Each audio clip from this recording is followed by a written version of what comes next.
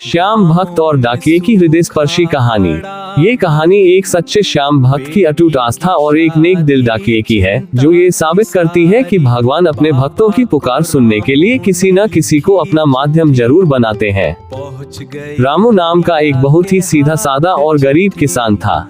वह खाटू वाले श्याम बाबा का परम भक्त था। उसकी दिनचर्या बाबा के भजनों से शुरू होती और उन्हीं के ध्यान पर खत्म होती। रामू का मानना था कि मेरा श्याम धनी मेरे हर सुख दुख का साथी है। एक साल गांव में भयंकर सूखा पड़ा और रामू की सारी फसल बर्बाद हो गई। उसी समय उसकी इकलौती बेटी की शादी भी तय थी। रामू के पास फूटी कौड़ी नहीं बची थी। गांव के साहूकार ने भी कर्ज देने से मना कर दिया। जब इंसान के सारे रास्ते बंद हो जाते हैं तो वह अपने भगवान की तरफ मुड़ता है। रामू ने भी यही किया।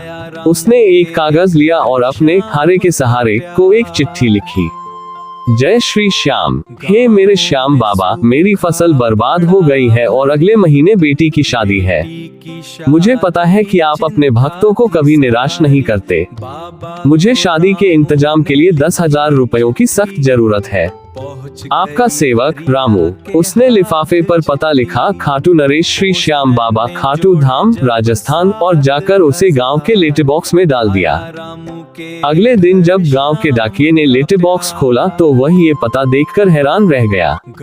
अपनी पूरी नौकरी में उसने कभी भगवान के नाम की चिट्ठी नहीं देखी थी। पहले तो हरिया को बहुत हंसी आई, लेकिन जब उसने चिट्ठी खोली और रामू की परेशानी पढ़ी तो वह गंभीर हो गया। हरिया उस गरीब किसान के अटूट विश्वास से बहुत प्रभावित हुआ। उसने सोचा, इस इंसान का विश्वास टूटना नहीं चाहिए। डाकिया बना भगवान का माध्यम। हरिया ने पोस्ट ऑफिस के अपने बाकी साथियों को यह चिट्ठी दिखाई। सबने मिलकर रामू की मदद करने का फैसला किया। किसी ने 500 दिए, किसी ने 1000। हरिया ने अपनी आधी तनख्वाह भी मिला दी। पूरी कोशिश के बाद भी सिर्फ 7,000 रुपए ही जमा हो पाए। हरिया ने वे 7,000 रुपए एक लिफाफे में रखे और उस पर भेजने वाले का नाम लिखा, तुम्हारा श्याम। अगले दिन हरिया खुद वह लिफाफा लेकर रामू के घर पहुंचा। रामू लिफाफा देखकर बिल्कुल भी हैरान नहीं हुआ, मानो उसे पूरा यकीन था कि बाबा उसके पैसे जरूर भेजेंगे।